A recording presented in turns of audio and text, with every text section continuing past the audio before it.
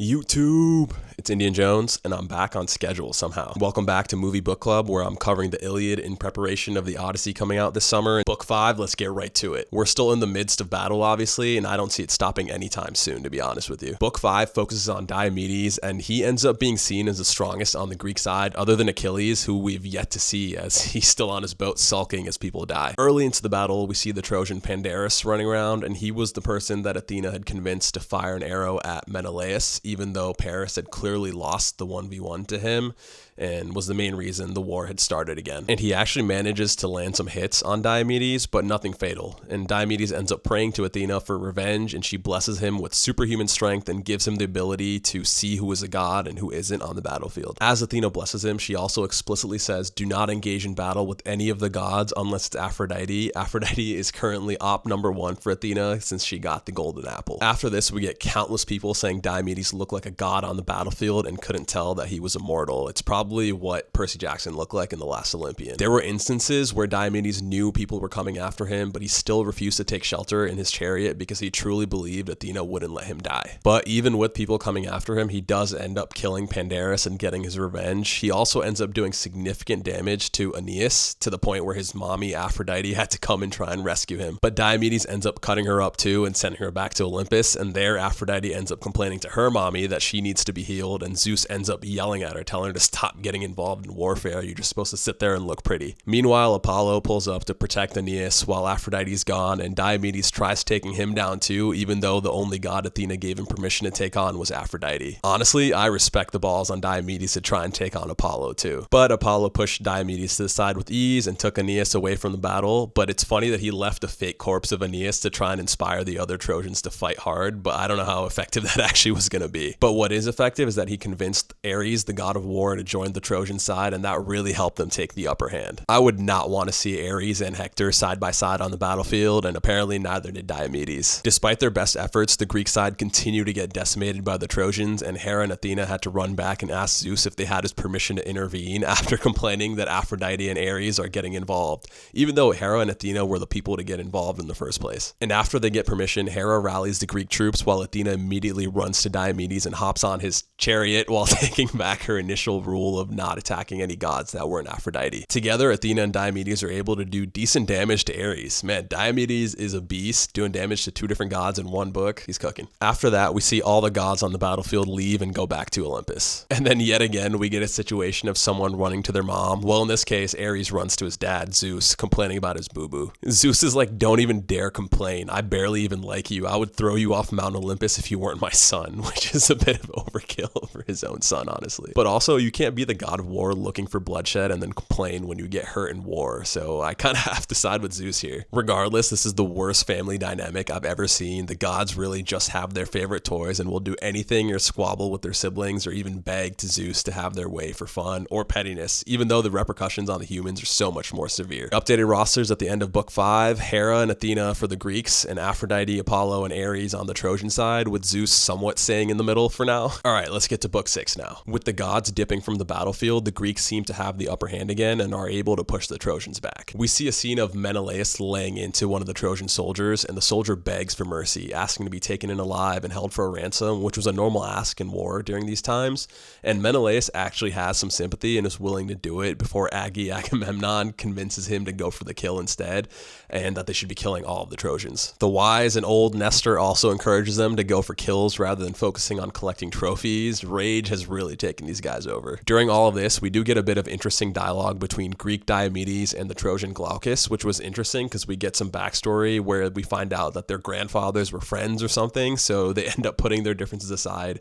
They exchange armor and decide they're going to have a truce with at least just each other. But overall, the Trojans can sense that they're getting destroyed, and as a last-ditch effort, one of the seers, Helenus, convinces Hector to tell his mom and the other Trojan woman to make sacrifices to Athena to help get her favor. But little do they know, she despises despises the Trojans out of her pettiness, and obviously she's going to deny the prayers. Hector then goes to visit his brother Paris, who was at the center of this whole conflict, but he's being soft, hiding away instead of being on the front lines trying to make things right. But Helen, the trophy that everyone's fighting for, is also there, and what's interesting though is that her and Hector actually have a decent amount of respect for each other, which doesn't seem like something someone being held against their will would have. Eventually though, with enough roasting from Helen and Hector, we do get to see Paris put on his armor and get ready to go back on the battlefield. Hector gets ready too, but before he makes it out, he goes to see his wife and son, which was sad, but a hilarious interaction. Obviously his wife doesn't want him to go out because she's convinced Hector's gonna die, but I guess he's bound by honor and feels like he has to go. Hector claims he doesn't love anything more than his wife and child, yet he still has to go and fight. He says that when his wife eventually becomes a slave to someone else, he hopes he's buried well underground so he doesn't have to hear her screams. So I guess he loves his family, but not enough to outweigh the risk of losing his honor. What the fuck? But after that, we do get to see Hector and Paris link up as they return to battle. Okay, book 7, let's do it. We get the return of Hector and Paris to the battlefield, but Apollo and Athena weren't up for more battle that day, and since that would be inconvenient for them, they decided that they would opt for a 1v1 duel by both sides instead of continuing the large-scale battle for that day. But it's funny because when the 1v1 between Paris and Menelaus ended in a truce that was pretty peaceful between both sides, that was inconvenient for Athena, so she had to spark back the war then. It just feels like the gods are going to do whatever the opposite is of what the humans want. But anyways, Apollo and Athena convince Hector to go around asking for a 1v1 duel in order to stop the full-on fighting between both sides for a bit, and no one has the courage to step up and take him on. Man, Hector is a beast. I didn't really expect him to be like this, to be honest, maybe because Hector isn't a name that would be associated with like a cool, strong character in my mind, but I guess that's where you get the saying about books and covers or whatever. Menelaus ends up being the only one down to step up and fight Hector, even though he was recently injured, but Agamemnon ends up talking him out of it. The elder Nestor tries to stir up the Greeks to actually get someone to step up and fight, and eventually we get 9 volunteers, including Odysseus, and they end up drawing lots to figure out who it would be, and it ends up being Ajax. They fight for a bit, and Ajax ends up making Hector bleed, but as they're about to continue, Zeus comes out of nowhere to call off their fight as the day comes to a close.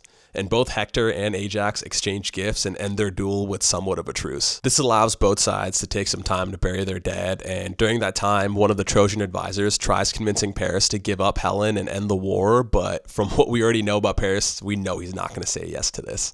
He does agree to give up all the other treasure and loot he took, but the Greeks can tell that the Trojans are on their back foot, so they understandably don't agree. While they take a bit to bury their dead, we also see the Greeks take some time to build thorough fortifications to create some defenses, which is smart, but apparently it's too smart. This gets Poseidon mad, and he's complaining to everyone who will listen because the Greeks didn't offer him any sacrifices, and he complains that the walls they're building would outshine the walls that he himself had built for the Trojans. To which Zeus first says, stop complaining. You don't need to worry. We're going to wash it away with the sea eventually. There's no way that will last. What we, the gods, built will be the only things that remain. So more of gods wanting to be respected at all times. Nothing new here. All right, last book of the week, book 8. Kind of sounds like a chicken. Book 8! After the 1v1 between Hector and Ajax that gave both sides a temporary break from the mass slaughter, the larger scale war eventually got back in motion. Zeus told the rest of the gods to stop interfering and to fuck off and travel down himself, and was overlooking the battlefield as he weighed the fates of the Greeks and Trojans on his scale before favoring the Trojans and sending bursts of lightning to the Greek army to turn the tide back in the favor of the Trojans. And this ended up forcing the Greeks to retreat. This was him going down, showing his strength and throwing his dick around, which is so hypocritical because he had told all the other gods to stop interfering, yet he's here doing this. But he's the head honcho, I guess. And he had to keep his word at Thetis, I guess, and make sure that the Trojans look good in Achilles' absence. As the Trojans have the upper hand, Hector feels more empowered and goes after the older Nestor, who was stranded after Zeus's lightning strikes destroyed his chariot. And Diomedes calls out to Odysseus to go help Nestor, but Odysseus nopes the fuck out of there and hightails it back to the ships. Is this your king? Damn, Odysseus, what are you doing, man? Your stock just tanked. But Diomedes says, fuck it. I'll do it myself.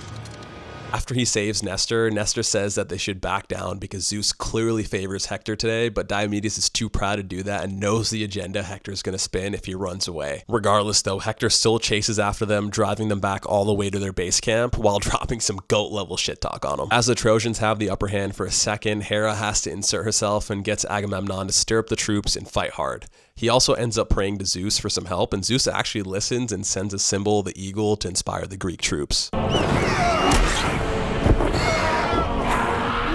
Zeus must have felt bad or something, but still, this guy really can't pick a side. I guess to be fair though, he didn't give them any actual power, he just gave them inspiration to fight. But even with this newfound inspiration, Hector is still able to drive the Greeks back all the way to their base camp and is ready to light it fully on fire. His men have the Greeks surrounded with torches and make sure the Greeks can't do anything without being seen. It really seems like Hector's in a position to finish the Greeks off completely. And this is when Athena and Hera really start sweating because they realize the Greeks might actually lose, and Athena's feeling like a rebellious daughter and Hera's jealous that Zeus is listening to Thetis, another woman, instead of her. So Athena and Hera try to go back down themselves to sway the battle yet again, but Zeus sends them a message saying if they don't listen, they would feel his wrath, so they do actually end up listening and going back to Olympus. When Zeus finally makes his way back to Mount Olympus, he tells the other gods that tomorrow is the last chance for the Greeks and only Achilles can save them. I was like, who? We haven't heard from this guy since book 1. He's probably spending time with Jack and Jill back on the ship. Thanks for making it this far in the video, and please like, follow, subscribe, and let me know if you want coverage or thoughts about anything in particular. I'm always open to feedback. Books 5 through 8 were pretty dense, lots of fighting and bloodshed, and lots of weapons piercing through breasts and nipples. Homer mentioned that over and over again in the battles. I'm not just randomly saying that, I promise. Anyways, it's hard to cover everything in depth, but it's cool to see deaths on both sides pretty evenly, and again, not getting sole focus on the Greek side. Also, who are your guys' favorite characters so far? For me, I think Odysseus dropped quite a bit in the power rankings. Not much screen time from him, and we get a cowardly scene of him running away to the ships. Well, maybe his flight or flight and his instinct to flee is what guarantees his survival for the sequel. Diomedes, on the other hand, had a huge jump for me. Man is such a beast, I couldn't help but,